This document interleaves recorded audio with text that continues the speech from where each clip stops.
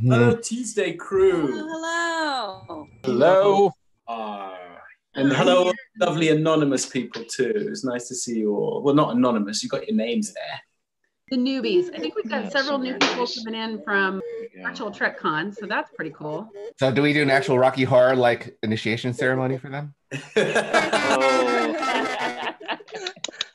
I do not want to know the things that I have done to people at Rocky Horror Picture Show initiation. They're probably the same that we did. Same thing we did, probably.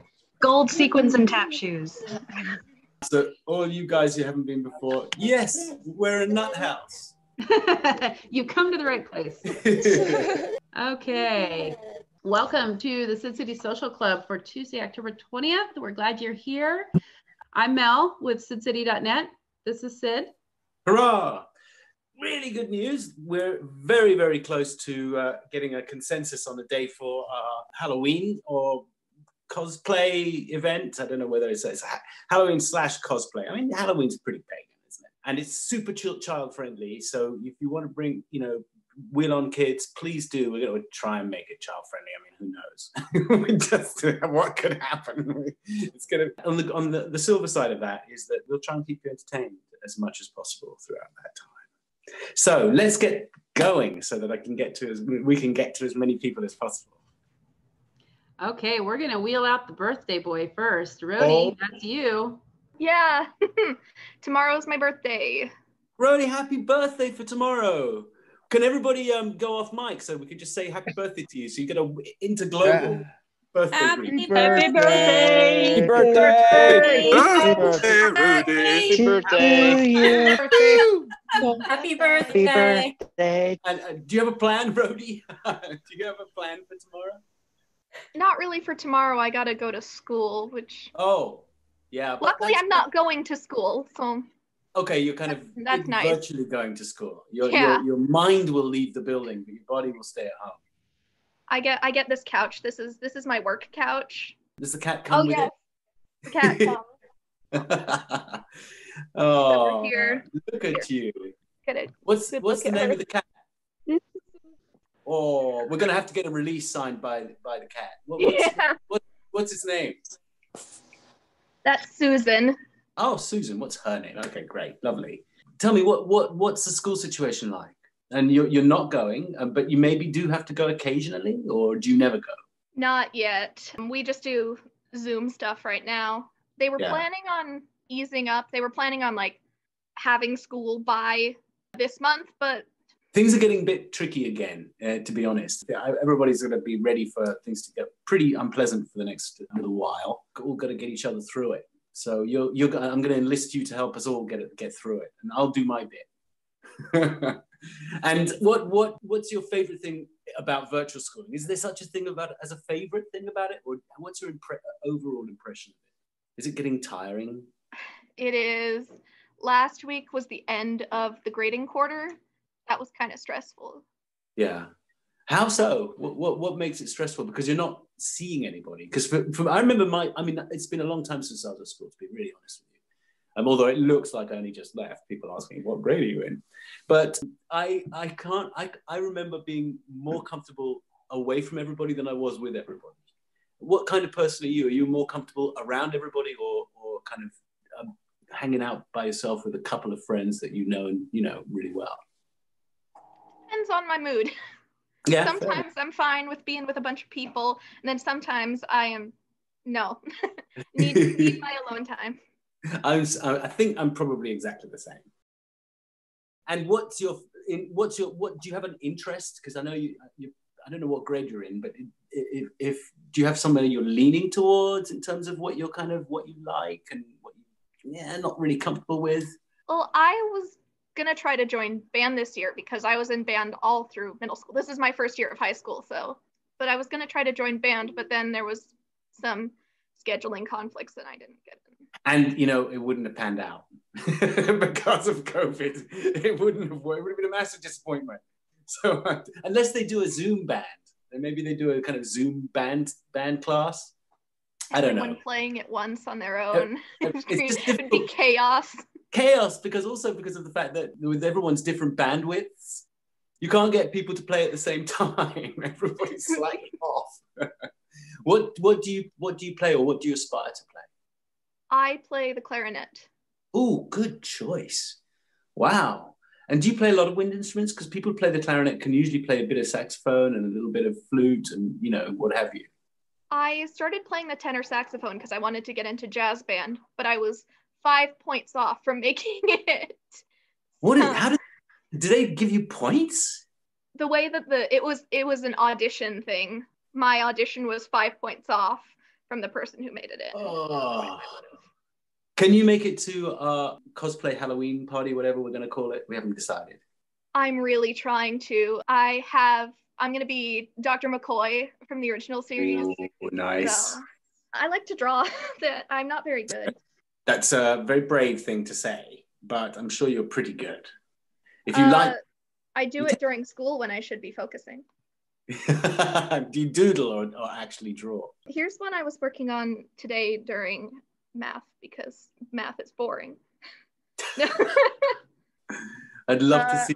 I wanted to do one of Bashir and Kukulaka because I love Bashir and Kukulaka. Yeah. I don't know if you can see because it's in pencil right now. I haven't got all the outlining done and everything. But... Oh my goodness, that's lovely. Wow, that's really cool. I know exactly who it is. And not just because of Kukulaka. That's really nice. It's really good. That's you can only practice, and this is the time to do it. My goodness, if you're still drawing by the time you're 30, you'll be a pretty good drawer, I have to tell you. And you learn how to use colors and things like that. Do you have a color that you like to? I mean, a medium that you like to use, like crayon or watercolor or acrylic or anything? I wonder if I can find a finished drawing that's actually half decent, but I like to use a combination of colored pencil and marker. So this is just, I really like Vorta. I'm on season 7 of Deep Space Nine right now. I haven't quite finished. I'm on like episode 20. So I'm almost there. You are almost there. That's a huge marathon. We started watching Star Trek. It was my first time back in March. And we got through the original series, The Next Generation, and the first 8 movies. And wow. I started Voyager. Oh goodness! That answers my question of what do you like to do as a family? That's impressive. I love The Next Generation. I mean, I once I got onto Star Trek back in 1992, the summer of 1992, I arrived in Los Angeles, and Paramount Studio was all glistening and white, and all these famous actors from the past had worked there, and it was like, wow.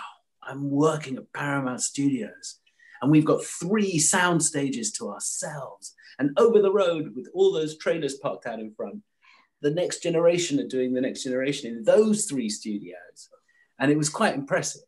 But I used to just love The Next Generation before I started. And then once I started, of course, I stopped watching Star Trek altogether because I'm doing it. It's like, we call it a busman's holiday in England. We've established that you're not too excited by math. What are you excited by? I've always loved history and English. And so do you do drama? Do you do acting? I wanted to get into theater this year, but yet again, scheduling conflict said no. What is the schedule that is so crazy hectic, especially during COVID? I applied for too many classes and then didn't get in all of them. I wanted to take 14 classes. Isn't that normal for 9th grade? I would have thought. I don't know. I think we took about 10 classes when I was at school. They were actual like physics, chemistry, biology, those things. And then we narrowed it down. The English system is weird. Then we narrowed it down by the time we were 16 to just 3 or 4 classes. And by the time we were 18, we just do 1 at the university, because we don't do this kind of general education thing. British kids like to forget all about the subjects they're not interested in really early. That's not a good thing, by the way. It's much more fun to be good at. By the way, math, if you can find a way in, is a phenomenal subject. I mean, it's a wonderful, wonderful discipline. If there's some way you can, if there's something that gets you into it in some way, it is something I deeply regret. I did English when I specialized in English, and I didn't do history because it was considered two massive subjects, but I did English, classical history I did, which was called classical civilization. I did art, and I did geography. They were my 4 specialist subjects by the time I hit 16. And the one regret I have is not getting more excited about math, mainly because it was so complicated and I saw it as a different language. And that was what made it difficult for me, because I just didn't want to learn a language, because you've got to learn what cosines are and what, all the things that you have to figure out in terms of calculus and algebra, etc.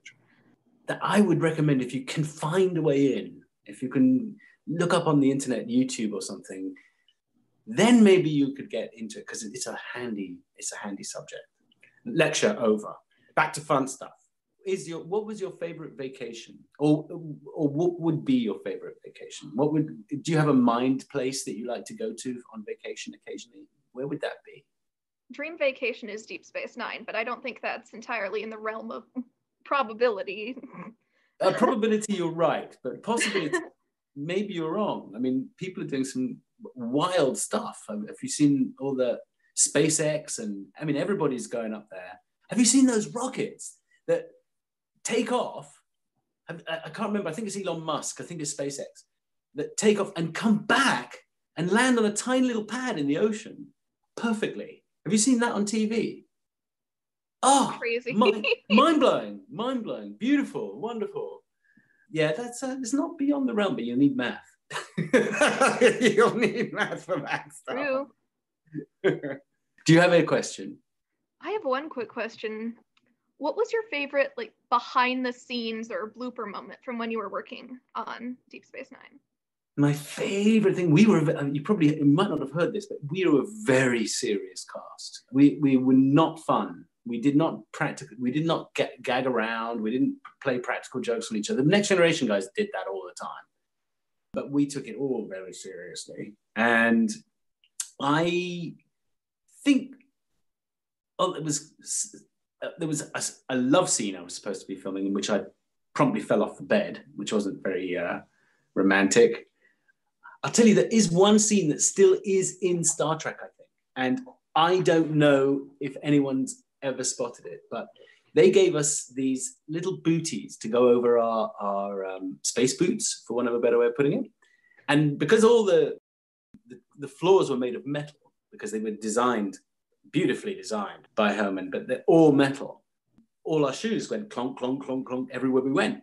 And so you couldn't hear anybody talk, because someone was squeaking or clonking somewhere. So they put us these little booties on, hoping that we'd get the sound clean.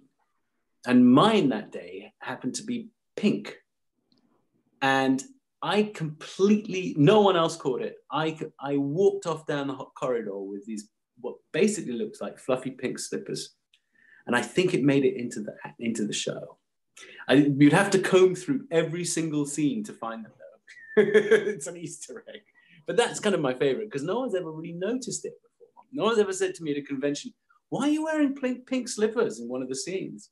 But you just catch it just slightly. And if you know what you're looking for, you go, oh, he's wearing pink slippers. So that's probably my favorite.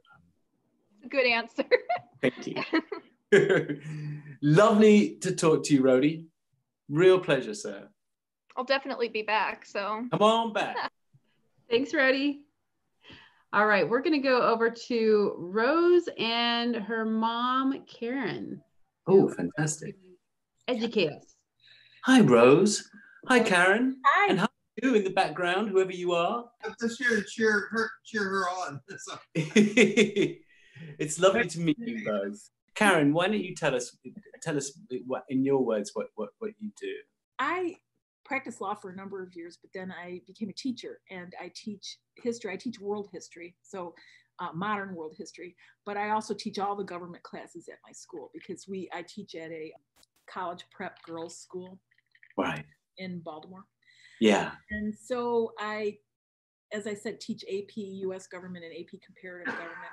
But when I was practicing law, I did a lot of constitutional law, because I represented a chain of newspapers. So right. I have that background. And I also taught for a number of years a class that I created called Comparative Legal Systems. So, I know a fair amount about that as well. Wow. I was asked to speak about the Electoral College. Yeah, that was really puzzling to me, that what all that is about. Right. And also I'm asked to speak about the differences between the American system and the British system.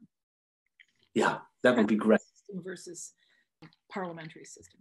So I guess I'll start with the Electoral College because I think that's on everybody's mind right now in America. Yeah, it is. And I think that just basically what is it? Okay.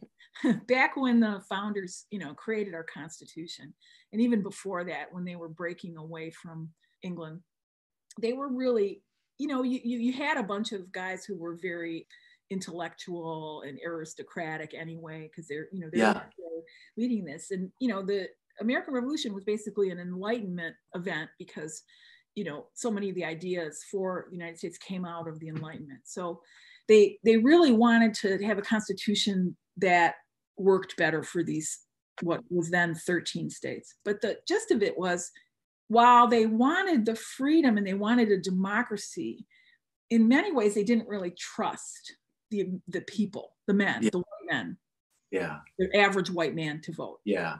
So what they did is they set up this system called the Electoral College. And basically, you don't vote directly for the president, you vote for electors. The electors, the number of electors that you get in a state is equal to your 2 senators and however many representatives you have. Okay, that I didn't understand. And for the longest time, I thought it was the electrical college. I was like, what do you need an electoral college for? Maybe it should be, because it should be blown up. I don't know. But they decided this, and it was one of those compromises. They had a number of compromises. Right. There were compromises all around. Essentially, what you see is that we vote here in the United States on the first Tuesday in November every 2 years. Yeah. And so you have that, you vote in your state, every state. Well, every 4 years for president. Every 4 years for president, but every 2 years. Right. You get the midterms and then you get the terms. Right. And so, you have every 2 years, all of the representatives are up for election. Yeah. And every 6 years, all of the senators are up, but every 4 years it's president. And the only person who's term limited is the president. Got it. So you have this going on, and the idea was to have it more equal, have the smaller states have some say, have the bigger states have some say, but in reality, does it really work out that way? Okay. So you vote for your slate of electors. Each elector who's elected, so you have a slate for the Democrats and a slate for the Republicans. And if your state goes for the Democrat, then that Democratic slate goes to it's winner take all. Winner take all, except in 2 states. Basically, they don't go to a college. What they do is they meet at their state capitals on the first Monday after the second Wednesday in December. Yeah. Right. If that makes any sense at all. That's when they it does. It's arcane, but it does make sense. But a lot of stuff is, so in our government. Then they cast their votes, and then at a joint session of Congress on the 6th of January, then they actually and they count the votes. Right. But we know what's going to happen because they always vote pretty much always the way that they are, told. I mean, regardless of the results of this coming election, which I know is nerve-wracking for everybody, for whatever side you're on, but it seems to me that's deeply undemocratic to have all these electors who then go and shoot from the hip, decide whatever they want to do on the day. You are right. I think it just is. But it comes from this lack of trust and lack of, because in a lot of ways, if you look at the US government and we were trying to get away from having a king, Yeah. But today, the Queen doesn't have any power in Britain. Yeah. And our president has way too much power because they've done things like the acts that have given the executive branch more power, So have we become the real monarchy? It's interesting. That's an interesting question. I mean, technically, and I'm sure you know this, but for the sake of other people, the Queen does have an enormous amount of power in England. She just chooses not to use it. And that's the trust bestowed in the monarchy. She can dissolve Parliament. She can. absolutely just pull it all down if she wants. Yeah, she doesn't vote. She can't vote. No, she doesn't vote. And she can't, I mean, she basically, so much of the stuff she does is by, tradition. Like when the prime minister, his party or her party are elected, she has to appoint the prime minister, but she really doesn't have a choice in that, Yes, you're right. And tradition is pretty much what governs law in England. Yes. That is pretty much what precedence is. Right. Because we don't have all the same set of rules, but tradition is incredibly important to the British. Yes, it is. And actually our legal system is based on the British common law system here, although, we've modified it a bit and we have more written laws than Britain does, but Britain is catching up with more and more written laws. But they're based on the same system. So the legal systems in some senses are very similar. Right. And in what kind of legal system you have is generally determined by who colonized you in the rest of the world. Yeah. So, I mean, that's how that works. Yeah. So, yeah. Oh, boy. I obviously could talk for hours about that because that's totally up my street. And to be continued. How about that? Thanks, everybody. Thank you, Karen. You're welcome. And, okay. I don't know if you guys can hear the sirens going by. Yep. It wasn't me, I swear. And next we're going over to Lisa and a guest. Hello. Oh my goodness. How fantastic you look. Real fun today. They're just beautifully done. They're beautiful. Yes, thank you. They're perfect. That's wonderful. A preview of what you're going to be wearing, maybe what you might come to the cosplay party with. It is my Halloween costume, but I'm not sure I'm gonna be here on the party. And yeah, that's my sister, by the way. Yes. Hello. Hi. How are you? I'm great, actually. What a brilliant sister you have. You both have brilliant sisters. That's something you have in common. Thank you. Where are you? We're in California. Oh my goodness. Okay, fantastic. What's your sister's name? Kira. Hi, Kira. Yeah. Do you know what your sister is? She's a trill. It's a kind of alien. Once they have worms inside them. Remember I talked with my dad about trills. Oh, don't. They're hosts. Exactly. They're hosts for things the kind of worms is your sister's right. It's a kind of worm. It's pretty gross. I remember in class I was like, today, I was learning about parasites and stuff. Oh, like yeah. Host, yeah. Yeah, well, it's like that, except I don't think it's a parasitical relationship, but a symbiotic one. And symbiotic means they both help each other, as opposed to one just munching away on everything it can find in someone else. It's a nicer relationship than that. Although I guess someone will correct me in the chat because we have so many scientists here that they probably are parasitical, but I don't know. I don't know that. And what are you up to? What's going on in your world, Lisa? Preparing for Halloween, I guess. Good. We're decorating stuff. So you both, I don't know, where are you at in your education? I think your sister is probably at school. That's my guess. Yeah, she's fourth grade. Fourth grade. Fourth grade, up and running. And I started college and then dropped it. Oh, okay. Why was that? I did that too, by the way. But why did you? And I'll tell you why I did.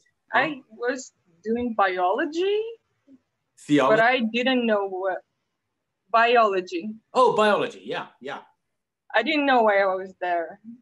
Right. I'm here to like find a new college and go to it. Like find a nice college that she actually likes. Great idea. And do you know what you'd actually like to do? I have no idea. What excited you about biology? Is it just because you were good at it? Yeah, I was pretty good at it. Because when I went to college, I went to a college in London many moons ago, and I went to do geography. So I did geography and anthropology. I wasn't particularly interested in geography. I just had passed all the exams in geography, so it was sort of, I felt like I'm pretty good at it. I'll do it. I was better and loved English. So if I had done English, I would have been much happier. I made that mistake. So I went out of my comfort zone and did something that I thought would challenge me rather than something that I thought I just loved. So the trick is really to pick something you love to do and to do that at college. But because then I left and then I went to acting school, but I hung around 2 years, you know, working in stores and doing all sorts of stuff before I even figured out I could go to acting school. There was such a thing as acting school. But I wanted to be a director really early. So I sort of knew that. Do you have a plan about what you'd like to do in your with the first little teeny bit of your life? Because you've got lots of choices to make, which you can make later. You don't have to make them all now. So I was drawing a lot, and I thought maybe I should do something with my drawing. Yeah. Then... Is it a particular kind of drawing, like a graphic illustration? Do you have something that's you can do for a living, like 9 to 5? I don't know. It's really difficult. But her drawing is awesome. She should definitely look up. Can you get one of Lisa's drawings? Well, actually, I have this. I have my Ferengi sketch. Okay. Oh my goodness. Yeah. Ooh, that's really lovely. That's really poetic.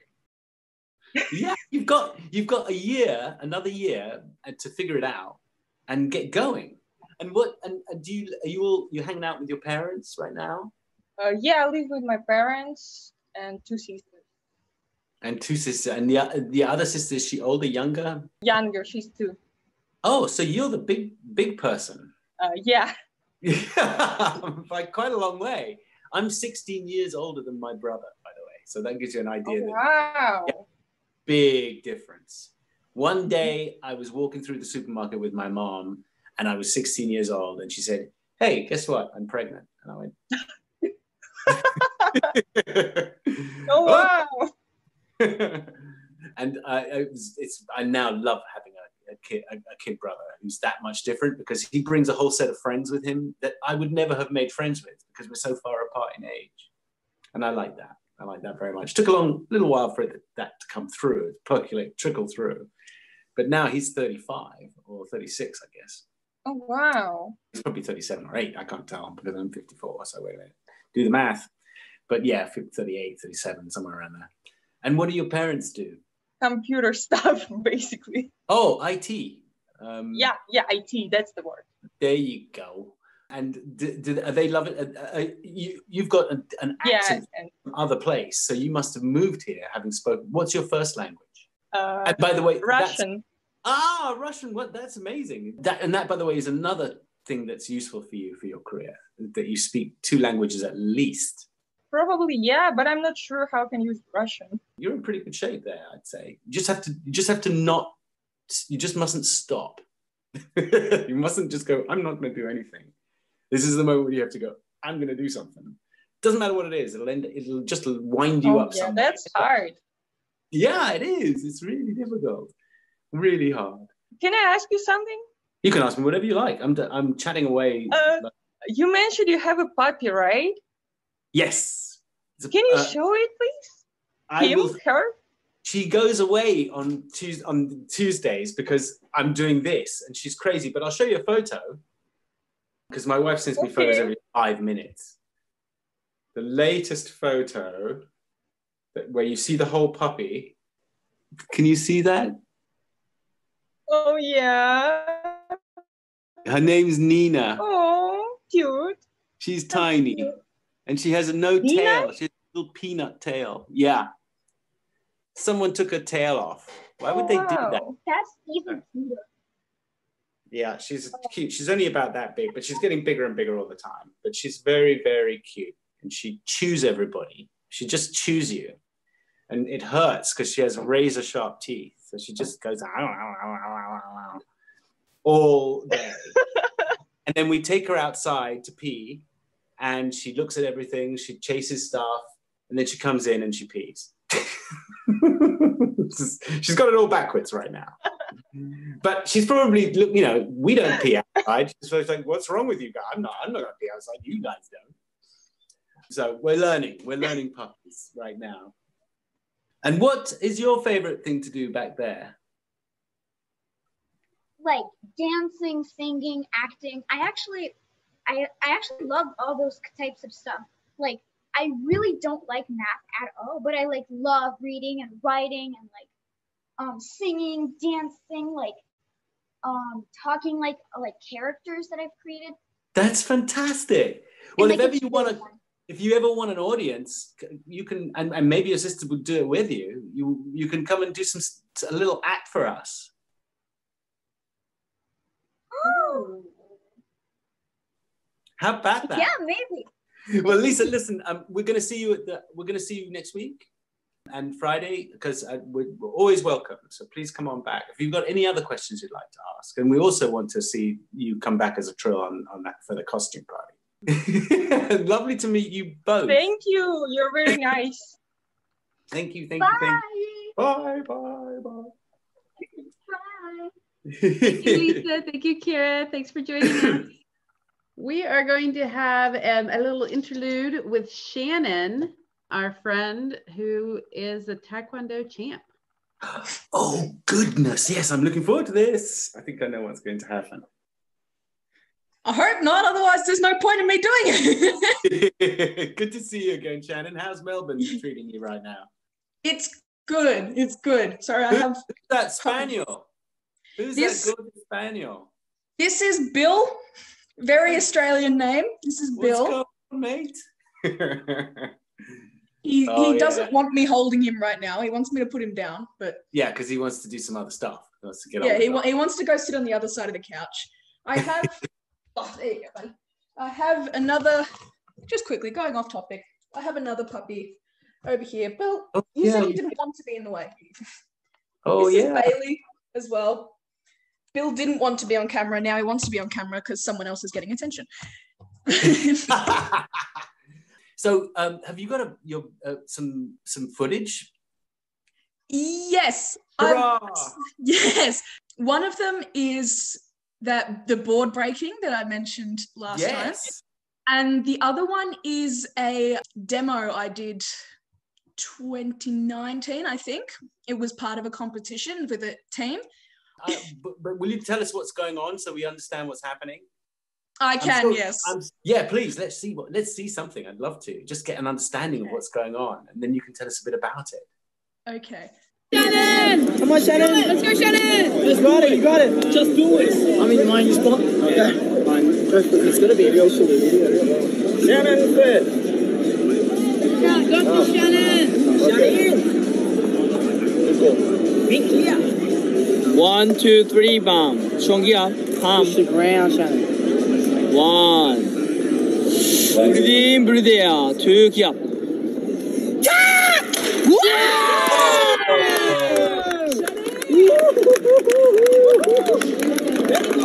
Oh my goodness. Very good. Good job, Shannon. That's amazing. And how do you prepare for that? Because you know you're about to hit your fist into something really unpleasant. Something a fist isn't designed to hit. Well, my technique on that day, that was the first time I had done it. And that was at our national championships. So I just really decided, hey, why not just throw myself into as deep end as I can go and then just see what happens. So that's basically what I did. Oh my goodness. And what is the secret? Is it because I could see your whole body was all about your whole body. I mean, it was like you used the momentum of your body and you just brought it down into that fine point of your fist. Do you close your hand or keep it open? How does that work? The way I did it with the heel of my palm. Yeah. So yep, you've got to try and keep all your fingers out of the way. So you get used to learning to bend your fingers back at a really weird angle. So you keep them out of the way of anything being broken. You have to drive from like your entire body weight has to go down into it. And you've got to make sure you don't go at an angle. Because if you go at an angle, all you're going to do is maybe crack the top two and then just push the rest of them. Oh, and so you have to come directly downwards onto the boards. Otherwise, you're just going to push them all off. Wow. It's amazing. Absolutely amazing. I'm very impressed because I find that terrifying, to be honest. I would have problems ripping a tissue, let alone breaking all those things. That's awesome. And what did you feel like when you did it? I mean, did you go, oh my God, I can't believe I just did that? Honestly, I don't remember what happened afterwards. So you were so pumped. I think it was just so much adrenaline just coursing through my body. And I'm like, oh my God, I broke it and I didn't break a single bone. Yes. And it's awesome. That really is fantastic. It was quite funny because I was the youngest in that event by, I think, 20 years. And I was the smallest by at least a foot. So all of these like masters and really experienced people are standing around, and I'm just standing here in the corner. They tried to shoo me off the mats because they had to start, and I'm like, oh, I'm competing. Yeah, kids, off you go, guys. Go, it's enough. Yeah, you can watch your parents from over there.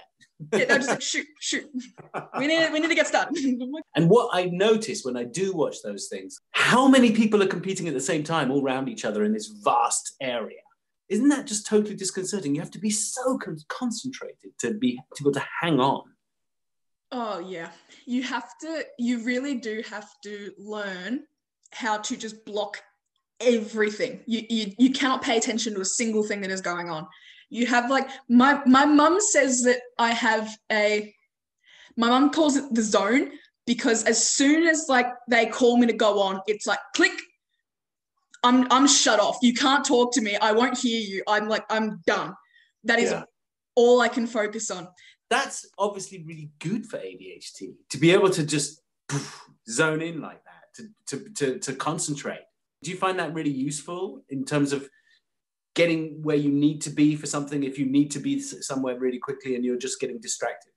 I think it's more the competition sort of environment. It's the trained sort of thing that to hyper focus. It's sort of like I don't really control it as such. Right. It's just that I've oh gosh, I don't really know all of the brainy smart stuff about it, but it is a flow state. You know, it's a state of just you're kind of above yourself, and you're letting the machine just do its business, and you're getting out of your way. And as long as you've trained correctly, you know exactly where you're going to be. It's like, you know, you get that stage where tennis players and surfers and you name it, sports people are, most of the time, and actors too do it, is that you just tune in, and then you leave your body and off you go, and you end up on the other side. Especially theatre, because if we do like a 2-hour production of something, you know, your butterflies kick in, and you know that you can hear the audience outside, and it's just terrifying. And you hear all the noise and people saying over here, and we've got you seats, and all the things you hear backstage when you before a play. And then there's this hush, and then the loudspeaker comes on, and it says, "Please, no mobile phones." You know there is no turning back about at that point. And if you're the first up, which often I am, you walk to your spot. It's completely dark. And then the curtain goes up and the light's on, and poof, you're off, and you cannot do anything wrong. Otherwise you will mess up. So you're better off keeping out of your own way and just letting the machine take over. So I believe that that's what you're going through, the same sort of experience. I think it's similar. It's just that I'm lucky in that thing that I'm able to hyper focus on that, but it doesn't always happen. There are times where I was competing and I was just completely off with the fairies. I had sort of no idea. I'm like looking around and I'm like, I don't know where I am. I've been in exactly that place. I was on the Globe stage in London. I was doing a play. I had pretty much all the lines in this scene, and I just suddenly went, oh, I don't know what to say next. I don't know where I am. As if my body returned and my sort of everything returned, and I was just Sid standing on stage in someone else's clothes. And I was like, and I looked at the other actors and they were like, we can't help you. This is your scene. We can't even suggest something without it being silly. And so I just started saying stuff until my memory kicked in and caught up with myself. And people laughed. People in the audience was like, you know you're in trouble, because the audience going, he can't remember his lines. It's really horrible. So I know how you feel about that, except I'm not in competition, so I don't lose a competition. except you've just got hundreds of people wanting their money back for a terrible performance, which is a very different thing. And how do you prepare for competition? A lot of repetition, a lot of getting yelled at by my coach, and then a lot more getting yelled at by my coach. Honestly, that's about it. If I don't get yelled at a certain amount of times, I like jinx myself. I need to have a quota. If I'm not yelled at enough, I'm going to lose. But everybody's body's different, so I'm sure you will. It's telling you exactly what you need just before you go on and do, because it must be exhausting, you know. Oh yeah, it's the thing. You spend years practicing, and you're on the mat for about 30 seconds. Wow. And that's it. And then you're done, and that's the entire event done. You've waited all day. What is your? I mean, what you're going to be an instructor? You're going to hopefully teach a lot of little kids and older kids how to do this. And what do you? I know during COVID you did tell me last time it's all a bit problematic, and you can't go in as much as you'd like to, and it's all kind of a bit pear-shaped. What's your plan for next year? Hopefully we will be able to go back into the centres next year. Yeah, I hope so. I miss seeing all the kids, so it would be really good to be able to go in and teach in person. Absolutely, absolutely. Yeah. There was one more video. We want to see more video. Are you kidding? I didn't know there was okay. This one is a short clip of a demonstration we did for a competition last year. I will give a pre-warning. It does not hurt as much as it looks like it hurts. I promise.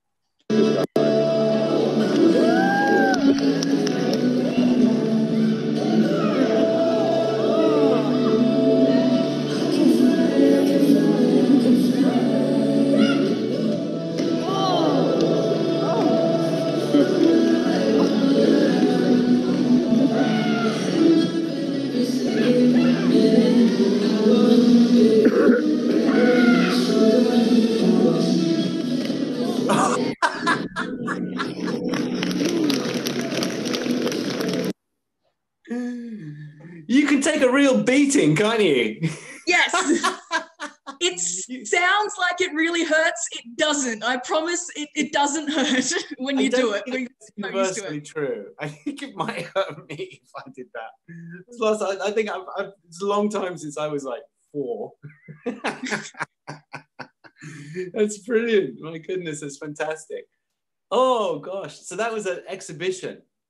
Yes, we just throw ourselves around, and it's basically the same as, it's very similar to stage fight, to fight that we do in films. I keep equating stuff to what I'm doing, but that's basically all I got. But we have to learn all this stuff just like that. It's hugely choreographed, isn't it? Because you have to spend a long time learning the moves, make sure that someone doesn't move the other way so they don't walk into your fist. Though that's when it hurts. When someone moves the wrong way. Well, that's why we have stuntmen. So I advise you to get a stunt person. I think I'm probably better off being the stunt person. I can't do this bit of competition. I've got my stunt person here. They will take over for me. Continue. Can you imagine? I think I'd be better off being the stunt person, yeah. I'd be the person who they go, who wants to throw themselves onto the mat through this window? And I'm like, I'll do it.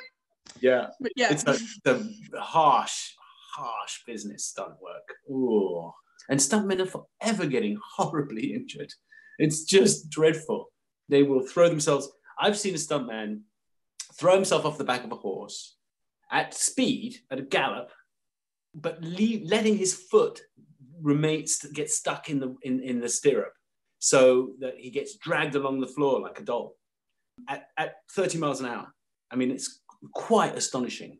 And if they don't make it look painful, they don't get to work again. So they've got to exaggerate all the jumps and bumps and blows that they have as they're going along this rocky terrain. I mean, it's really, but who in their right mind would do that? Thank you so much for coming and showing us those, and because it is so brilliant to see, and it's really nice to see what you actually do. And if there is video, we want to see it. No problem. Thank you so much. Thanks, Shannon. Thank you, Shannon. Okay, we are going to talk to Helen next. Hello, Helen. It's lovely to meet you. Yeah, definitely. Where are you? I'm in Adelaide, Australia. Oh, good. Another Aussie. Brilliant. Yes. We've got we've got a strong contingent of Oz folk. It's really nice to see. Is Adelaide doing quite well as well right now? Oh, we're doing fantastic at the moment. We've got 8 active cases, and they're all for people returning overseas. And it's been like that for a while. My goodness. What do you... So everything's pretty much normal at the moment, other than keeping away from other people when we're out and about.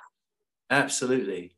So are you kind of are you slowly being able to creep out and get to say hi to people because everyone's got a bit of confidence, or is it still like alert because this is still... No, it's been pretty open for a while. And how are you? How's your life? What's going on? Pretty much nothing much has really changed. I've got kids, so I'm at home with them most of the time. They're back at school. They've been back at school for the last 2 terms now, so a little one running around somewhere. Good. And were you furloughed? Do you work, or are you a mum? What's your situation? I'm a mum. I've been on parental leave for the last 9 years now. Wow, that's great. So that's just looking after the kids. Yep. Yes, absolutely. What a privilege. I'm very fortunate. So my partner works. Really lovely. And what does he do or she do? She's a lawyer with the tax office. Oh, brilliant.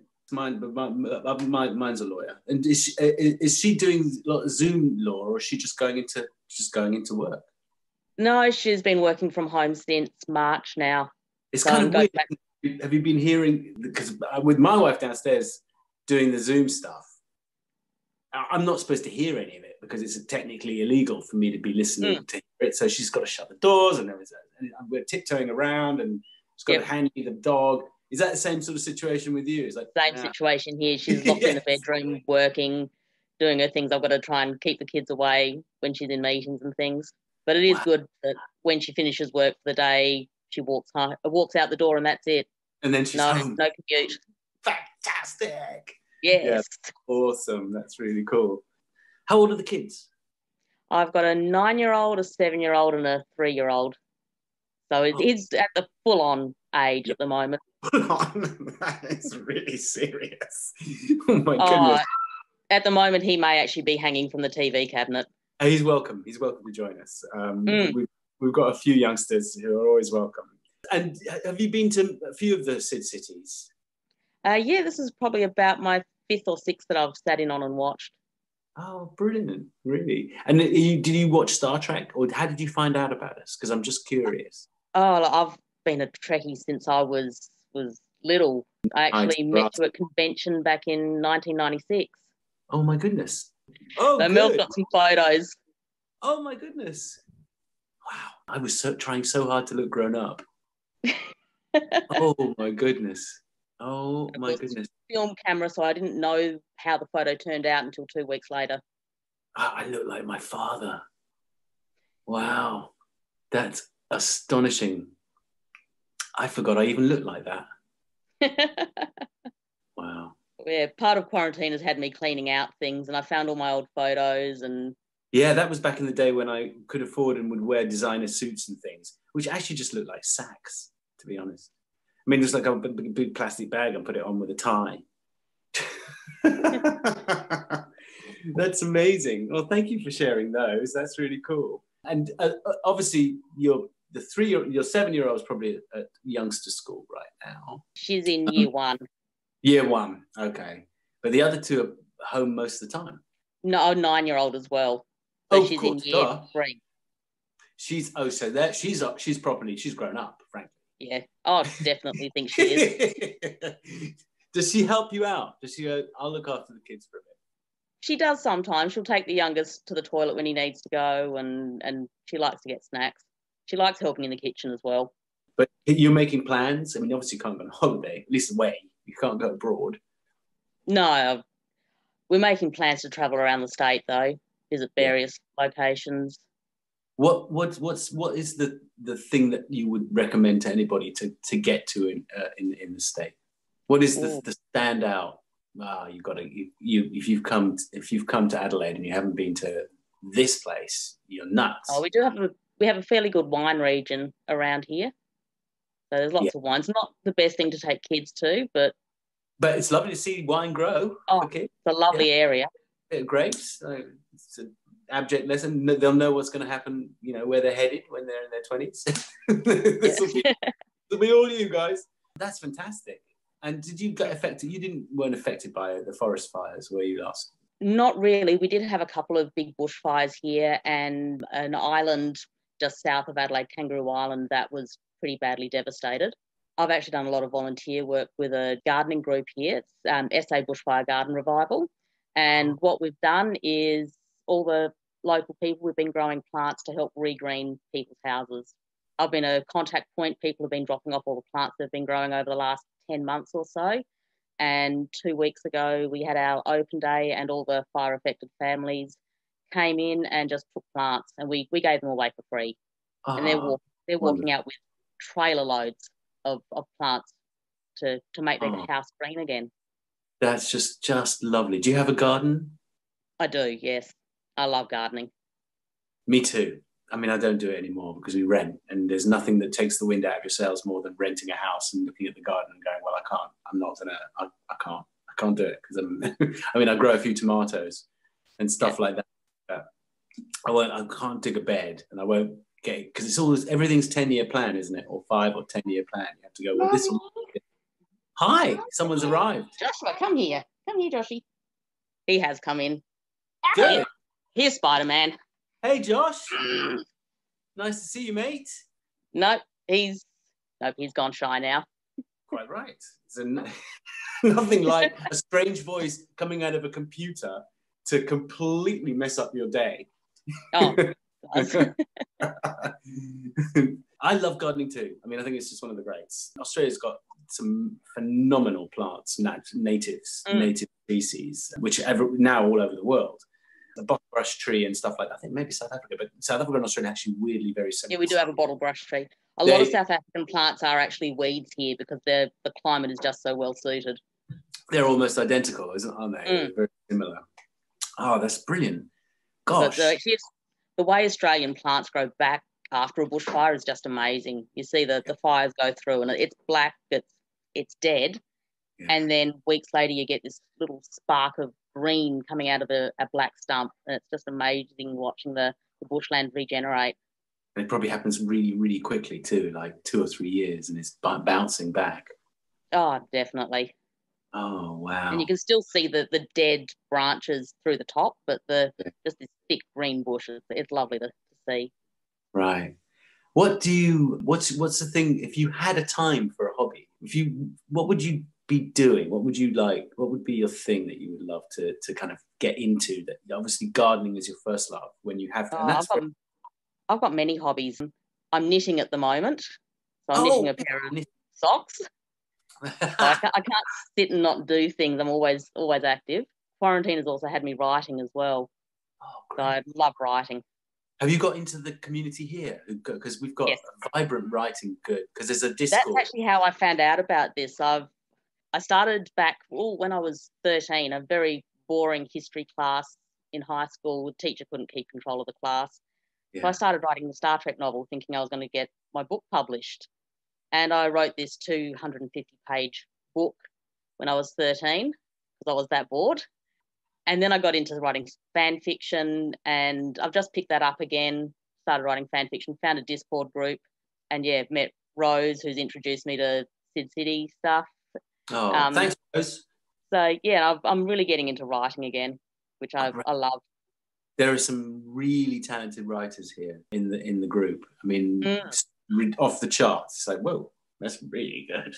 So and everybody's all just helping each other out and throwing ideas and helping edit and talk and going from one place to the next. So get stuck in, I have been.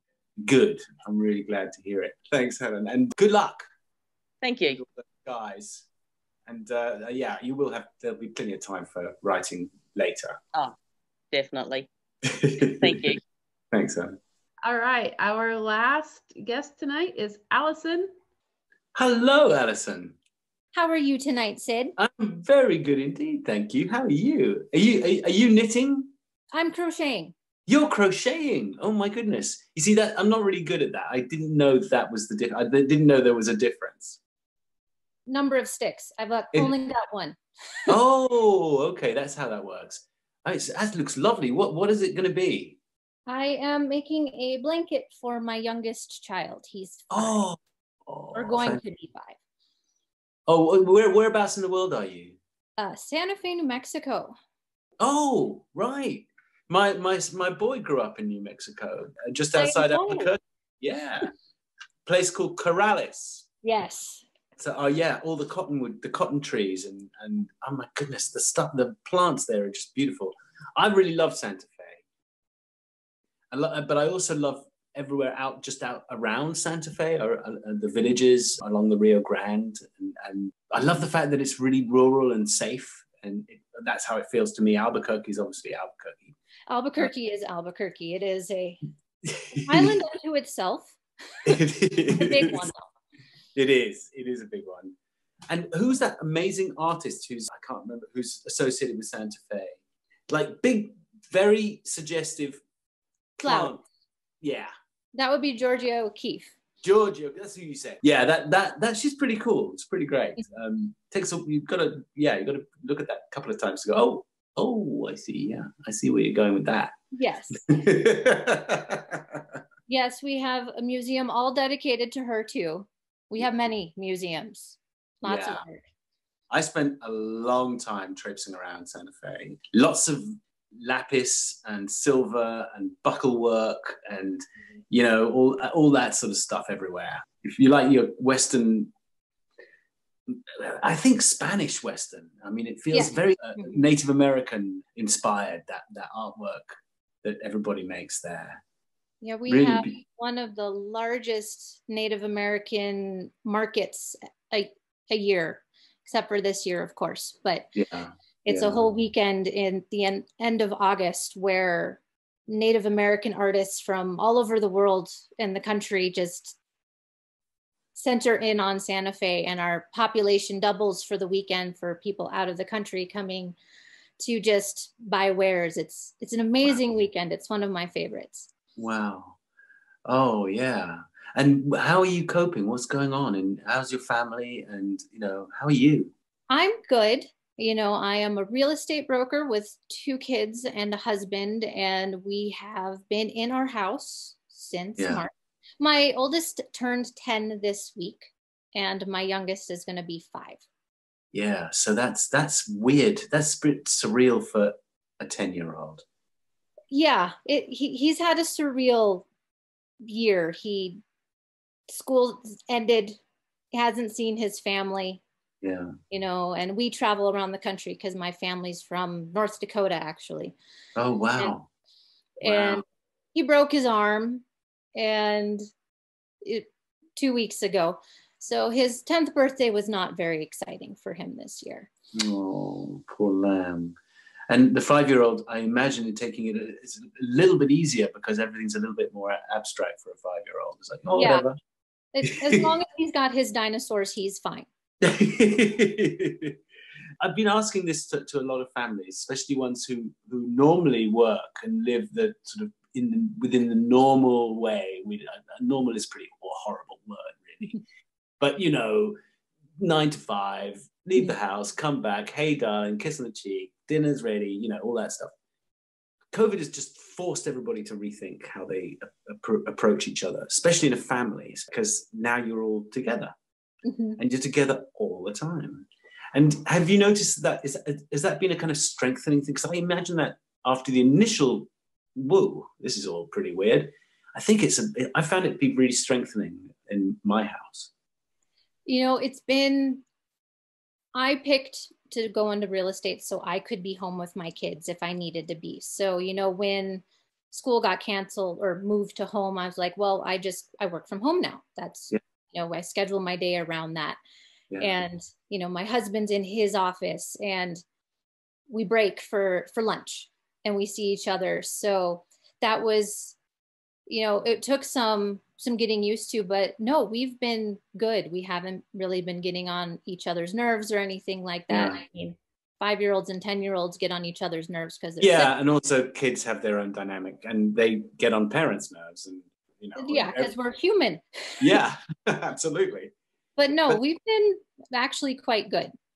I love that. I mean, I love the fact that, because you'd think that it would be a clash, it would be more problematic. I mean, it's not universally true, but there's something to mine here. There's something interesting to mine here, where the home becomes a holier space than usual, and it's not the work. The work is not such an important place anymore. The relegation of the corporate sphere is a lovely thing. What do you do the cooking? Do you share? Do the children? I do the cooking. Yeah. Cooking is not his strong suit. So yes, that is definitely something I've been doing. And my youngest is very picky, so it's been a little difficult. Yeah. What's your favorite thing? What's your favorite family meal? What does everybody go, yeah? Oh, that's hard for me to say. Because you're all so different. We are all so different. The one that black beans and rice, Cuban black beans and rice is the one I want everyone to eat. Wow. So I probably do that one once a week. Because I have to get the little one to eat protein somehow that isn't dairy. So yeah, absolutely. There's a great recipe for fulmadamis. It's another Arab thing. I will have to. That's really, children love that too. But that's also beans, but it's fava beans with lime and olive oil and garlic and shallots. Oh, and cumin, which I forgot to mention when it was I last told everybody the recipe. I actually forgot to mention the only Arab thing about the recipe, which is the cumin. That's one of my favorite spices. I throw it in almost everything. I'm so lucky to go to Morocco pretty much every couple of years because I work there. When you've got color skin like me, you generally work in Morocco because you're generally playing an Arab of some kind. And so I dash over there and I buy all the cumin I can get. I literally get a gallon bag of cumin and a gallon bag of paprika. And I get it all for under $10. Mm-hmm. That's pretty wild, isn't it? Yeah. They come in these huge baskets that you just see them all, lines and lines of spices and herbs. It's fantastic.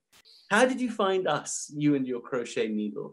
Oh, well, I have been a Star Trek fan since before I can remember. It was one of the first shows my mom and I would watch. Oh. And the first episode of Deep Space Nine I remember is Our Man Bashir. Oh, yes.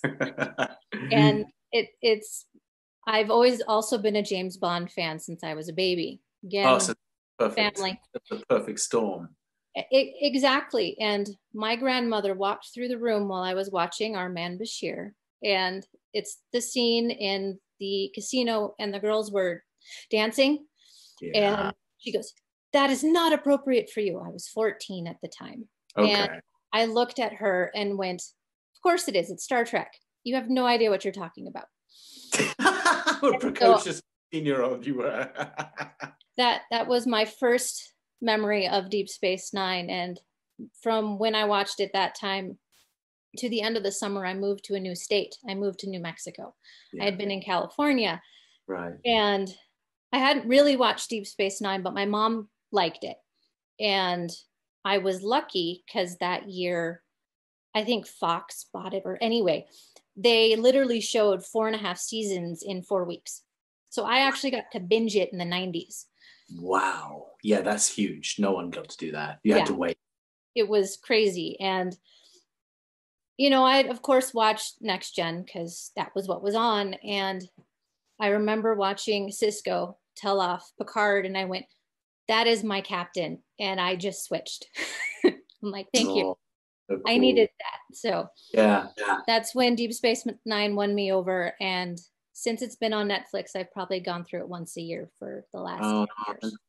Thank you. That's really huge. I really love that. Yeah. There's so many, we talk about it sometimes, but there's so many revolutionary things about Star Trek in general, but Deep Space Nine in particular took a turn for the healthy better. It introduced a bunch of cool things that really, it started the conversation of a bunch of really cool things. And I think everybody really is very proud of that, particularly Cisco. That's the big one. That really was a huge deal. The first non-blaxploitation male lead in a primetime TV show happened to be black, but his blackness was not the point of him.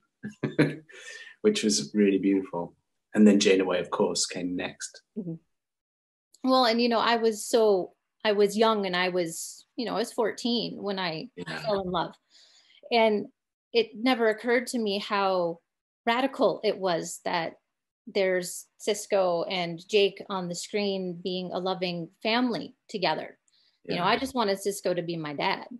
Oh, that's so cool. That's such a lovely thing to hear. I just think that's beautiful coming from someone else. That's really beautiful. Well, you're just a perfect closing act tonight. Well, thank you. Thank you. Thank you. And my best to you and your family. And I hope everything just works out perfectly. And obviously come on back all the time. Well, thank you. I enjoy this. It's nice to see smiling faces. Yeah, it is. Thanks, Alison. Thanks, Alison. And with that, we're going to wrap it up for tonight. Thanks, everybody, for coming. Yeah, thank you, everybody. And thank you for contributing and coming to talk and being so brave. And and for your future chats, too. Yes. And happy birthday to Rhodey. Happy birthday, Rhodey. We'll see everybody next time. Bye.